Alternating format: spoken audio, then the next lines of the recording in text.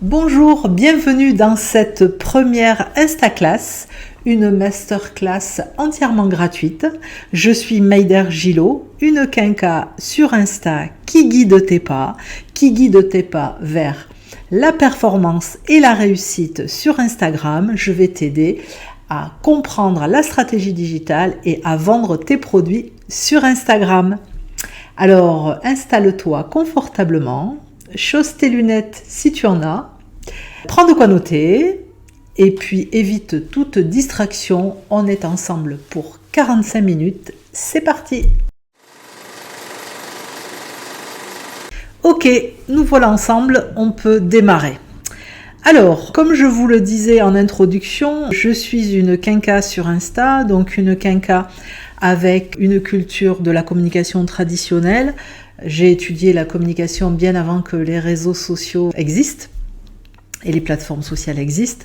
Donc j'ai tout simplement créé une méthode simple, efficace, qui va vous permettre de comprendre les réseaux sociaux, de comprendre la communication sur les réseaux sociaux comme on ferait sur une communication traditionnelle. Alors, je vais vous parler de 3 étapes indispensables, de 3 étapes incontournables pour arriver à vendre vos produits sur Instagram. Nous allons aborder 3 étapes incontournables pour faire rayonner ton business sur Instagram tout en restant fidèle à tes valeurs, tout en restant fidèle à tes convictions. Alors, ça veut dire quoi ? Ça veut dire que je ne vais pas vous demander de faire des vidéos, par exemple, sur Instagram en parodiant des films ou en utilisant des musiques tendances si vous êtes complètement bloqué face à la caméra. On va vraiment s'adapter à ce que vous êtes. Quand on parle de valeurs et de convictions, on parle aussi de valeurs et de convictions de l'entreprise. Donc ça, c'est important. On va faire rayonner le business de son entreprise, mais tout en restant fidèle à ses valeurs et à ses convictions. La deuxième étape, donc, c'est définir sa cible. Définir sa cible pour vraiment entrer en contact avec elle, pour vraiment entretenir une vraie relation avec elle. Ça, c'est très important. Très important, pourquoi ? Parce que l'algorithme d'Instagram nous pousse à ça. L'algorithme d'Instagram veut que le mot social prenne tout son sens dans la façon dont vous allez utiliser la plateforme. Ça, c'est le deuxième point. Le troisième point, c'est faire le point sur toi, justement. Le point sur tes aptitudes, tes compétences, tes zones de confort pour vraiment les utiliser et les mettre au profit de ton entreprise, les faire rayonner. Ça, c'est très important pour aller chercher l'engagement de ta communauté. Et tout ça va te permettre d'attirer des nouveaux clients pour vendre tes produits et tes services sur Instagram. On est là pour ça aujourd'hui. Comment faire pour arriver à vendre nos produits, nos services, nos prestations sur Instagram ?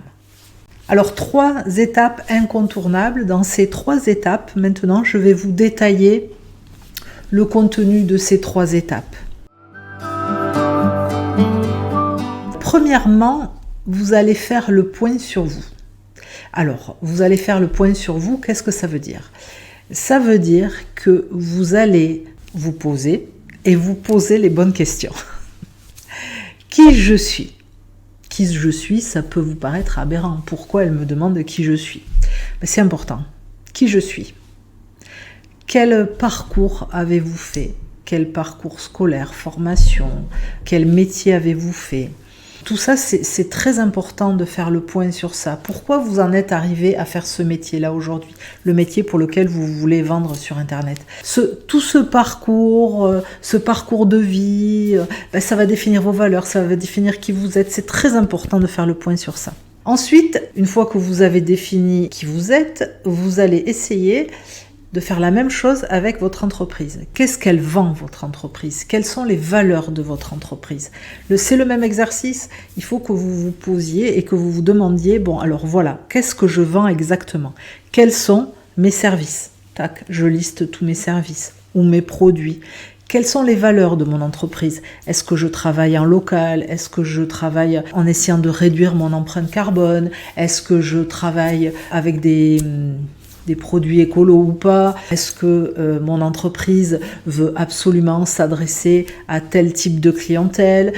Voilà, ça peut être divers et varié. Ça, c'est très important de définir ça également. Donc, je sais qui je suis, je sais qui est mon entreprise, je sais ce que vend mon entreprise. Ça, c'est le premier point de ma première étape. Deuxième point de ma première étape, je dois définir mon client idéal. Alors ça veut dire quoi ça? Ça veut dire que si vous définissez au plus précis votre client idéal, vous allez savoir comment vous adresser à lui, quel langage utiliser, quelles sont ses attentes, quelles sont ses valeurs, qu'est-ce qu'il fait sur Instagram ou qu'est-ce qu'il ne fait pas sur Instagram parce que peut-être qu'il n'est pas sur Instagram, il est sur une autre plateforme. Ça, c'est très très important de définir son client idéal. Alors, comment on fait pour définir son client idéal? C'est tout simple, on essaie de se poser la question, est-ce que c'est un homme ou une femme?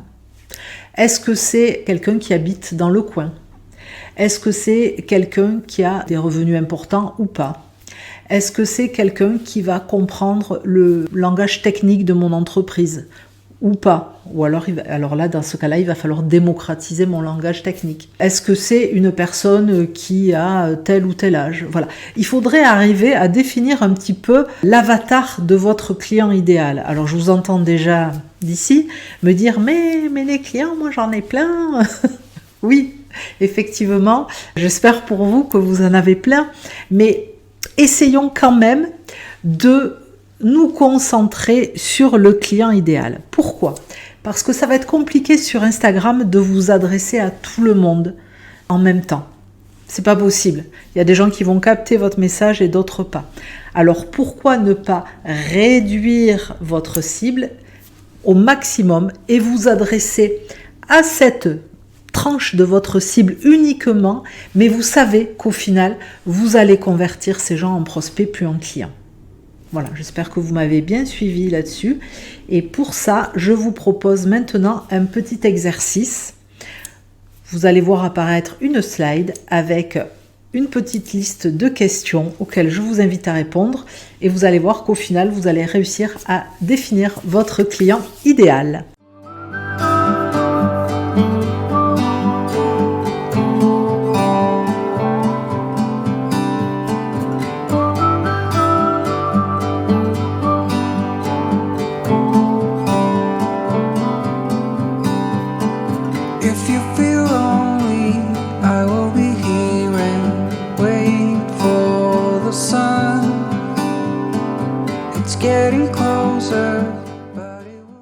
Alors maintenant que vous connaissez votre client idéal, nous allons passer aux objectifs. On est cohérent, on sait qui on sait qui est l'entreprise, on sait ce que l'on vend, on sait à qui on le vend. Ok, on est bon avec ça. Maintenant, je vais définir mes objectifs. Pourquoi est-ce que je veux être présente sur Instagram? Alors les objectifs, ils peuvent être divers et variés. Comme objectif, nous pouvons avoir, par exemple, je souhaite faire connaître cette activité parce que c'est une nouvelle activité, je pense que les gens ne la connaissent pas et en la faisant connaître, on va démocratiser cette activité et puis on va peut-être arriver à faire que les gens s'intéressent à cette nouvelle activité. Je souhaite vendre directement sur Instagram parce que j'ai un site e-commerce. Je souhaite entrer en relation avec une certaine communauté parce que j'ai besoin de positionner mon entreprise et j'ai besoin d'avoir des retours clients. Voilà, les objectifs peuvent être divers et variés. Je vous invite à découvrir une liste non exhaustive de tous les objectifs que vous pouvez définir. C'est pour vous aider à voir quels sont les divers objectifs. En fait, si vous ne définissez pas vraiment l'objectif avant d'aller sur Instagram, vous ne pourrez pas atteindre vos objectifs parce que vous ne savez pas pourquoi vous y allez, tout simplement. Alors la plupart d'entre vous, j'imagine que c'est pour vendre des produits ou des prestations, ce qui est normal, on est là tous aussi pour faire du business et faire rayonner son business, mais dans faire rayonner son business, peut-être qu'il y a aussi d'autres objectifs. Donc voilà, une liste de différents objectifs que vous allez trouver sur la slide qui se présente maintenant. Et je vous invite à les cocher, peut-être, certains objectifs pour vous aider à les définir et puis à valider cette première étape. Qui je suis, quelle est mon entreprise, quel est mon client idéal, j'ai défini mes objectifs. Ça y est, première étape, validée.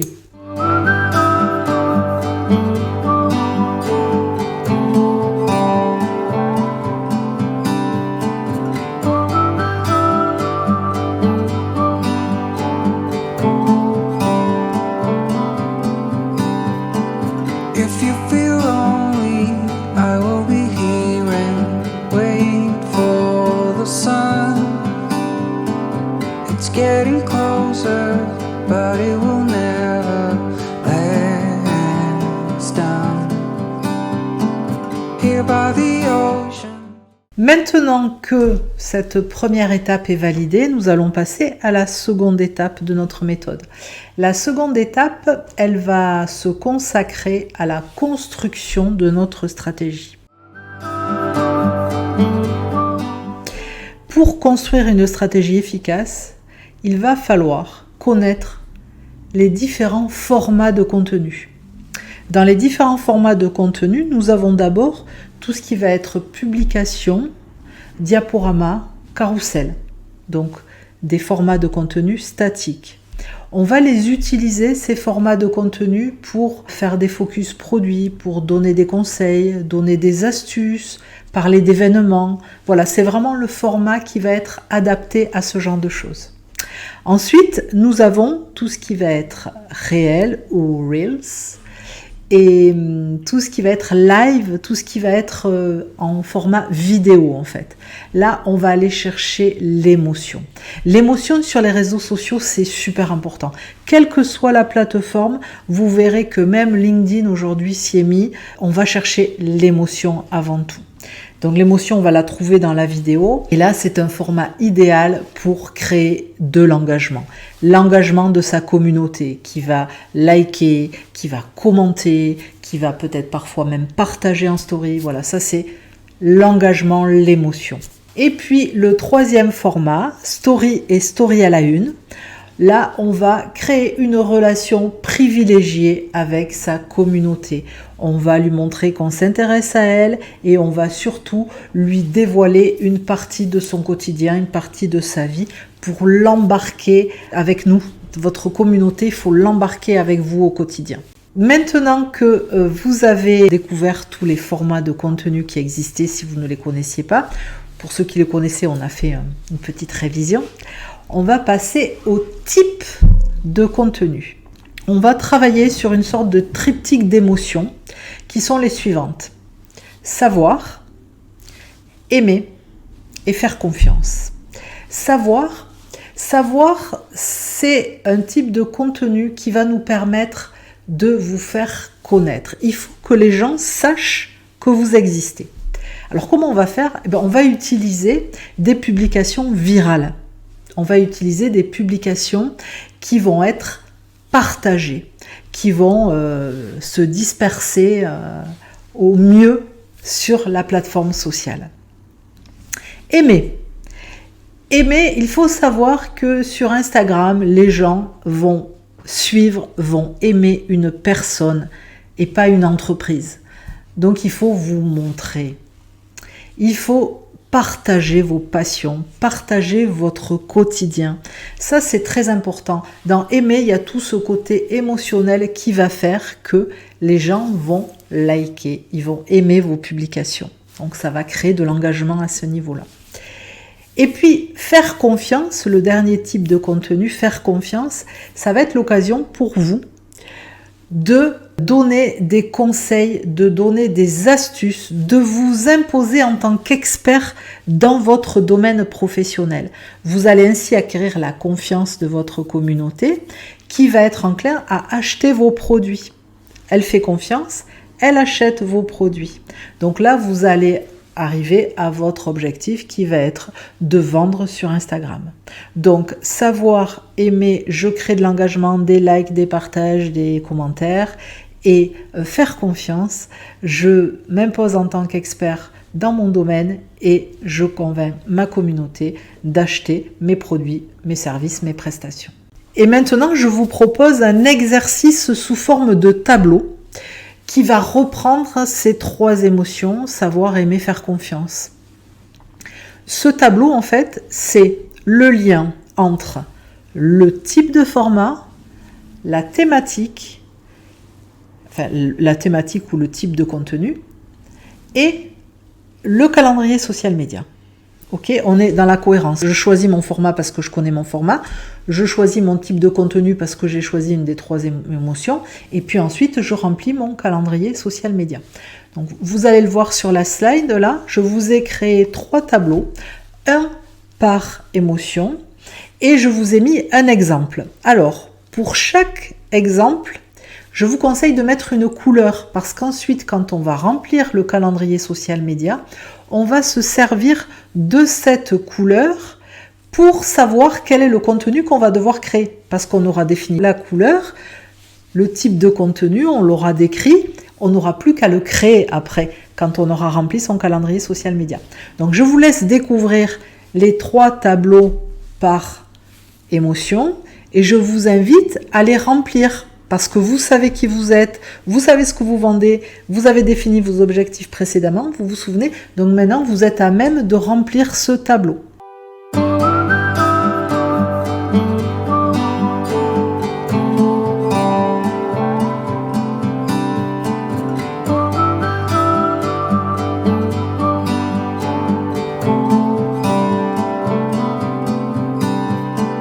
If you feel lonely, I will be here and wait for the sun. It's getting closer, but it will never let us down. Here by the ocean, fire is burning, flares in the wind. Over the mountains, I see the moon. So it begins. Looking to the rising sun, this is where we belong. We belong. A new day will soon begin. That's what I've been here for all along. I have no doubt, I know you really want to stay. Fires burn out, days like this will slowly fade away. Memories will always stay the same.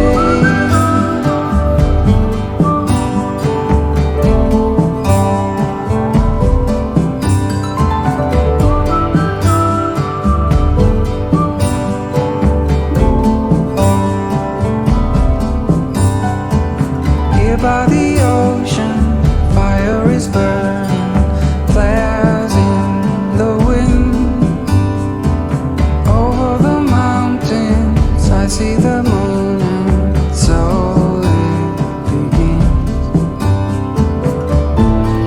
I have no doubt, I know you really want to stay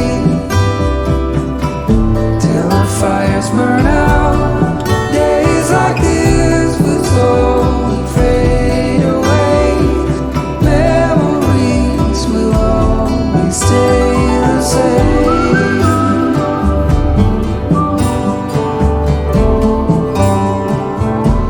Always stay the same.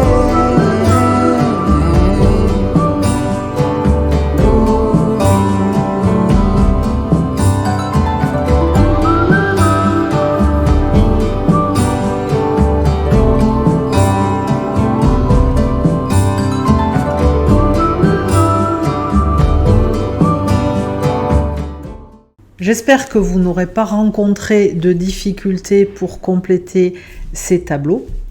Sachez que j'ai créé un atelier d'une journée qui reprend les 3 étapes que je vous décris dans cette Instaclass. sur une journée, donc on a le temps d'entrer un petit peu plus dans le détail, et je suis présente bien évidemment durant cet atelier pour vous aider à compléter ce tableau et vous accompagner dans la démarche qui peut parfois être un petit peu compliquée. Je vous laisserai le lien pour vous inscrire à cet atelier si ça vous intéresse en fin de vidéo. Allez bien jusqu'au bout parce que cet atelier peut vraiment vous apporter quelque chose. Je ferme la parenthèse de l'atelier et maintenant nous allons passer à la stratégie de hashtag.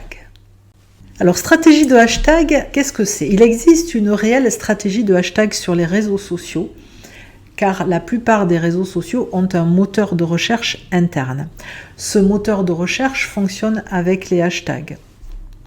Et on va pouvoir utiliser en fait le référencement organique du moteur de recherche. Alors, le référencement organique, c'est quoi?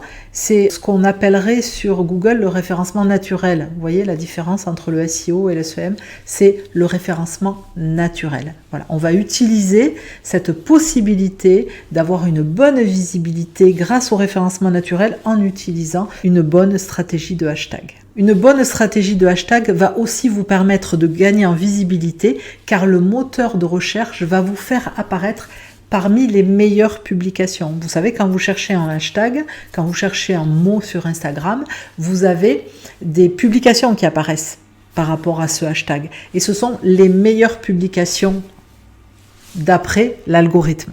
Donc ça, c'est très important également de suivre une bonne stratégie de hashtag pour pouvoir bénéficier de cette visibilité gratuite et facile finalement.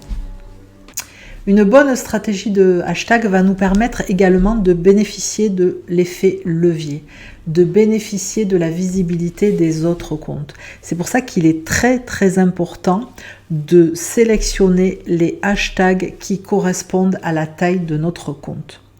Je vous explique un peu comment ça fonctionne. Quand vous cherchez un hashtag, vous avez le nombre d'utilisateurs qui apparaît. Donc dans une bonne stratégie de hashtag, on est sur un tiers, un tiers, un tiers. Finalement, on est beaucoup avec les 3 dans cette masterclass. Donc on va utiliser un tiers de hashtag peu utilisé. Je vous mets dans la slide à quoi ça correspond. Un tiers de hashtag moyennement utilisé et un tiers de hashtag très utilisé. Le but, c'est pas d'aller plein pot sur les hashtags les plus utilisés avec des millions et des millions d'utilisations parce que votre compte est tout petit quand vous démarrez. Enfin, j'imagine si vous êtes là aujourd'hui et que vous avez besoin de moi, c'est que vous avez un petit compte qui a du mal à démarrer. Donc, pensez à utiliser une stratégie de hashtag adaptée à la taille de votre compte et à la thématique de votre contenu, bien évidemment. Alors, votre liste de hashtags ne devra pas dépasser les 30 hashtags. Ça, vous vous en rendrez compte en l'utilisant parce que vous allez être bloqué à un moment donné, vous ne pourrez pas en mettre plus. Mais de toute façon, Instagram ne veut pas que vous en utilisiez trop. Cette liste de hashtags, elle va devoir être adaptée à la thématique de votre publication. D'accord? Sur chaque publication, vous avez choisi une thématique, vous vous souvenez dans le tableau qu'on a fait tout à l'heure. Donc la liste de hashtags, elle va devoir être adaptée à cette thématique et elle va devoir être surtout régulièrement modifiée. Si jamais vous faites un copier-coller des mêmes hashtags sur toutes les publications, vous allez être considéré comme un spammer, donc vos publications n'auront aucun rayonnement. Nous venons de terminer notre stratégie de hashtag et maintenant nous allons parler de routine d'interaction. Alors, qu'est-ce que je veux dire par là? Comme je vous le disais tout à l'heure, dans réseau social, nous avons le mot social. Et cette routine d'interaction, c'est pour répondre à cette demande de l'algorithme d'Instagram qui veut que nous ayons des interactions sociales. Alors concrètement, comment ça se passe? Très simplement, nous allons mettre en place une routine quotidienne de 15 à 20 minutes durant laquelle nous allons aller chercher, aller créer de l'interaction avec notre communauté, mais aussi avec les autres comptes. Je m'explique. Dans la routine d'interaction, il y a 2 phases. La première phase, c'est la routine d'interaction de surface, c'est-à-dire que on va aller visiter des comptes sur lesquels on va parler de la thématique qui vous intéresse ou pas, des thématiques qui peuvent être des satellites de ce que vous faites et de ce que vous présentez comme produit ou comme service. Et là, vous allez vous rendre visible, c'est-à-dire que vous allez commenter des publications, vous allez liker des publications et on va vous voir. D'accord ? Ça va vous permettre d'acquérir une certaine visibilité et d'entrer en contact avec d'autres comptes qui ont les mêmes centres d'intérêt que vous. Ça, c'est la routine d'interaction de surface. Ensuite, nous avons la routine d'interaction de profondeur. Là, on va s'adresser à notre communauté. C'est-à-dire que on va interagir sur les stories et sur les messages privés. On va envoyer des messages privés aux gens avec qui on est en contact, les gens de notre communauté. Et on va également s'exprimer sur des stories. Alors les stories, si on les voit sur notre compte, c'est parce que on est abonné à ces comptes-là, en principe. Donc on va aller s'adresser à ces gens-là via la story pour rester en message privé et on va créer comme ça une relation privilégiée avec notre communauté. Donc cette routine d'interaction de surface et d'interaction de profondeur, elle est vraiment très très importante. Pour illustrer cette routine d'interaction, j'ai plusieurs exemples à vous donner. La première concernant la routine de surface. Il y a quelque temps de cela, je scrollais et je suis tombée sur le compte d'une personne qui fait le même métier que moi, agence de communication, et qui avait lancé un sondage en demandant, c'était une publication dans laquelle elle demandait « Est-ce que vous aussi, vous avez des outils à proposer pour faciliter la vie des community managers ou des gens qui travaillent sur les réseaux sociaux ?» Et là, j'ai vu dans les commentaires une personne qui avait commenté et qui posait à nouveau une question sur un outil en particulier. Et je me suis permise de répondre à sa question parce que j'avais l'information. Donc j'ai répondu à sa question et puis on est entré en contact en message privé par la suite. Il s'avère que cette personne habite dans la même région que nous. Elle est tout à côté de l'agence sur un mur. Et on est entré en contact et finalement on a créé un partenariat et aujourd'hui on travaille ensemble. Donc ça c'est rigolo parce que voilà, c'est des choses qui peuvent se passer aussi durant les interactions de surface. Ce n'est pas dans le but uniquement d'entrer en contact pour faire des partenariats, c'est vraiment histoire de créer des contacts et de créer une visibilité.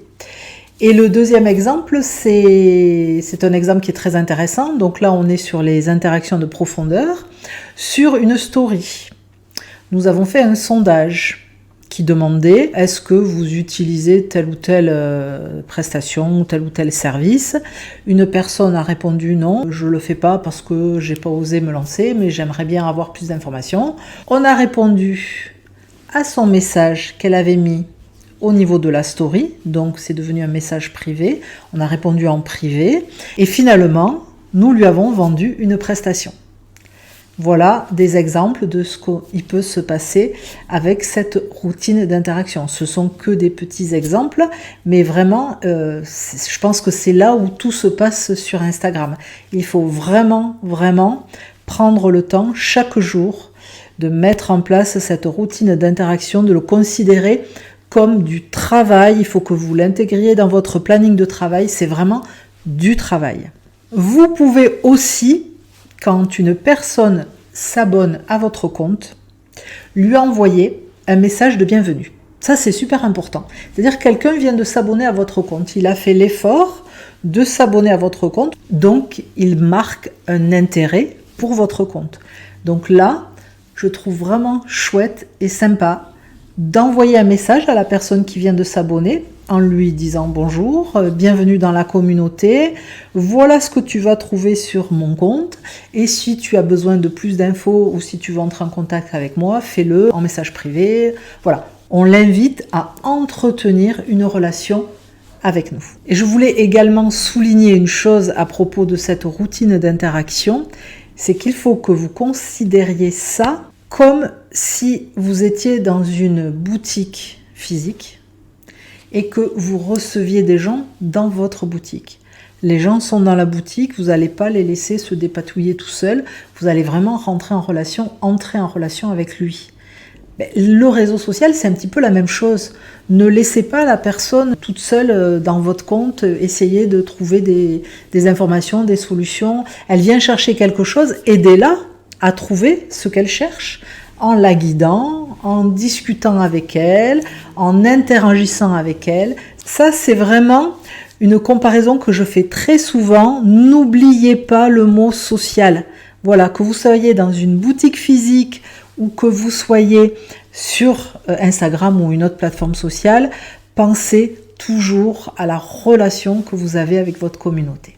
Maintenant, nous allons aborder la fréquence de publication. Ça, c'est vraiment une question que j'ai très souvent. Les gens me demandent, mais combien de fois je dois publier par semaine? Combien de stories je dois faire? Combien de publications je dois faire? Alors ma réponse est la suivante. Je dirais loin des yeux, loin du cœur. C'est-à-dire que moins vous publierez et moins vous séduirez l'algorithme. Ça, c'est clair et net. Plus vous allez publier, en fait, et mieux ce sera pour l'algorithme. Il ne vous oubliera pas. Donc, ça, c'est une première chose. Mais ceci étant dit, vous qui m'écoutez aujourd'hui, vous n'êtes sûrement pas community manager. Vous n'avez pas 35 heures par semaine à passer sur vos réseaux sociaux. Donc, je vous conseille de privilégier la qualité à la quantité, bien évidemment. Et la fréquence de publication, on va la déterminer en fonction des ressources que vous allez pouvoir consacrer à vos réseaux sociaux. Donc les ressources, ça va être le temps, ça va être le matériel, ça va être que vous allez mettre à la disposition des réseaux sociaux. Ensuite, ça sera en fonction de vos objectifs. Donc, objectif de visibilité, on va privilégier les publications virales, par exemple. Et puis enfin, ça sera par rapport à vos appétences. Si vous n'êtes pas à l'aise du tout face à la caméra, on évitera le face caméra. On évitera de vous mettre en difficulté, vous éviterez de vous mettre en difficulté et vous allez privilégier des formats qui correspondront à ce que vous êtes capable de faire et ce que vous avez envie de faire sans jamais vous mettre dans l'inconfort. Alors, pour vous donner une fréquence de publication moyenne qui me paraît être raisonnable, je dirais 2 publications par semaine et 3 stories par semaine. Dans les 3 stories, je conseille de faire régulièrement des sondages, des quiz ou boîtes à questions pour créer de l'interaction. Et là, on est sur une fréquence de publication qui me paraît tout à fait cohérente et raisonnable par rapport à une personne qui ne fait pas que ça et qui a bien évidemment un travail à côté. Maintenant que nous avons défini notre fréquence de publication, nous allons passer au calendrier social média. Le calendrier social média, c'est vraiment l'outil phare de notre méthode. Vous savez, on est sur 3 étapes. La 3e étape, c'est le remplissage de ce calendrier social média. C'est l'outil qui va vous servir de base à votre travail. C'est très important d'avoir ce calendrier social média rempli. Alors, comment ça se présente? Eh bien, nous avons nos 12 mois de l'année avec déjà pré-rempli certaines informations, comme les fêtes commerciales, par exemple Pâques, Noël, la fête des mères, etc. Et puis, nous avons les journées mondiales de. Alors, sur le calendrier social média que nous mettons à votre disposition, vous avez quelques journées mondiales qui sont notifiées, mais sachez que sur le web, vous allez trouver un site qui répertorie toutes les journées mondiales ça va passer de la journée mondiale de la crevette à la journée mondiale de la chaussette. Vous les avez toutes. Donc, je vous conseille de jeter un coup d'œil par rapport à votre activité pour rebondir effectivement sur certaines journées mondiales de. Alors, ce calendrier social média, comme vous allez le voir, c'est un calendrier blanc avec des cases qu'il faut remplir. Vous vous souvenez, précédemment, on avait travaillé sur des tableaux avec des couleurs, des descriptions, des formats, etc. Mais c'est maintenant qu'on va utiliser ces couleurs pour remplir notre calendrier social média. Alors nous prenons une semaine et dans une semaine on a dit que nous avions 2 publications et 3 stories. Ces 2 publications et ces 3 stories, il faut qu'elles aient des thématiques. On ne va pas faire n'importe quoi, on a créé une stratégie précédemment, on a rempli un tableau. Donc je dis que dans la publication, je vais avoir une publication jaune et une publication rose. Jaune, ça va être les coulisses de mon entreprise et rose, ça va être un focus produit par exemple. Et dans mes stories, je vais avoir d'autres couleurs, le vert, le bleu et le orange, qui vont être mon quotidien, qui vont être la vie de mes salariés et qui vont être une anecdote, une parodie, quelque chose de rigolo. Voilà. On a 5 couleurs dans la semaine. Alors, on n'est pas obligé d'avoir 5 couleurs différentes par semaine. Mais déjà, on sait que sur cette semaine-là, on va aborder ces 5 thématiques parce qu'on aura nos 5 couleurs. Donc ça va nous aider à compléter notre calendrier. Alors on peut effectivement avoir 2 thématiques identiques la même semaine ou 3 thématiques identiques la même semaine, il n'y a pas de souci. Nous par exemple dans l'agence, on prend une thématique générale sur le mois et on essaie de créer une ligne directrice cohérente par rapport à la thématique principale et on vient amener des petites anecdotes, des petites choses rigolotes, quelques sondages pour créer de l'interaction autour de la thématique principale qui amène toujours vers un objectif, bien évidemment. Donc vous, vos objectifs, ils peuvent être hebdomadaires, ils peuvent être mensuels, ils peuvent être trimestriels, semestriels, j'en sais rien. Ça, il faut aussi y penser avant de commencer à travailler vos thématiques dans le calendrier social média. Alors ce calendrier social média, vous l'avez là en slide dans la masterclass, mais sachez que vous pouvez le télécharger en totalité dans sa globalité sur ma bio. Donc n'hésitez pas à aller sur ma bio, vous cliquez sur le lien, paf, vous arrivez sur une landing page et vous récupérez le calendrier social média, tout beau, tout neuf, tout propre. Alors soit vous pouvez le travailler directement en PDF sur votre ordinateur ou votre smartphone, soit vous l'imprimez et vous le travaillez à l'ancienne avec des feutres et des crayons à papier. Moi, ce que j'aime bien faire, moi, parce que c'est sympa et voilà. Et on sait où on va et on a l'impression de vraiment travailler avec ses petites mains. Alors, ce calendrier social média, vous allez le remplir correctement. C'est vraiment un support très très important pour que vous puissiez avancer dans votre travail au quotidien sur Instagram et sur les réseaux sociaux. Sachez que je propose un atelier d'une journée, je vous en ai parlé précédemment. Dans cet atelier, nous allons également aborder le calendrier social média et le compléter et le remplir ensemble. Alors, cet atelier, comment ça se passe ? Dans cet atelier, on va revoir les 3 grandes étapes en détail. Première étape, je vais vous proposer un questionnaire complet, détaillé, qui va vous permettre de définir qui vous êtes, vous vous souvenez, on en a parlé, qui vous êtes, ce que vous vendez, quels sont vos produits, quelle est votre entreprise, quelle est votre cible idéale et quels sont vos objectifs. Cette première partie, nous allons l'aborder en détail avec ce fameux questionnaire qui va nous permettre vraiment en entonnoir de définir tout ça pour arriver à quel est mon objectif. La deuxième étape, donc c'est une étape dans laquelle nous allons reprendre également toute la conception, toute la construction de la stratégie avec les formats, avec les types de formats, les stratégies de hashtag, la routine d'interaction, la fréquence de publication. On va reprendre toutes ces étapes-là en détail. Vous vous souvenez, les tableaux, on remplit les tableaux avec notre couleur, notre thématique, la description, etc. pour arriver finalement à remplir le calendrier social média. Donc pour toutes ces étapes, je serai présente avec vous pour vous aider à compléter les questionnaires, à compléter les tableaux et à repartir avec quelque chose de concret, de près, un outil formidable qui va vous permettre d'être efficace sur les réseaux sociaux et de ne pas perdre de temps surtout. Cet atelier, je le propose à 199 € la journée. Il s'agit d'un atelier en présentiel. Cet atelier se déroule sur Montauban. Pour vous inscrire, très simple, vous trouvez le lien d'inscription dans ma bio.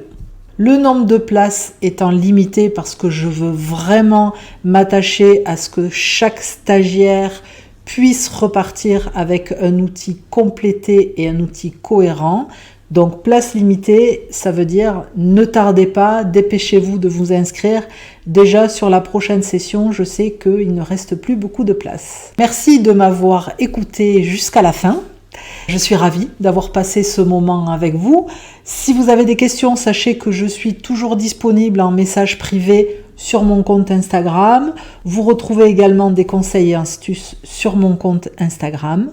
J'espère avoir répondu à toutes vos attentes et je vous dis à très vite.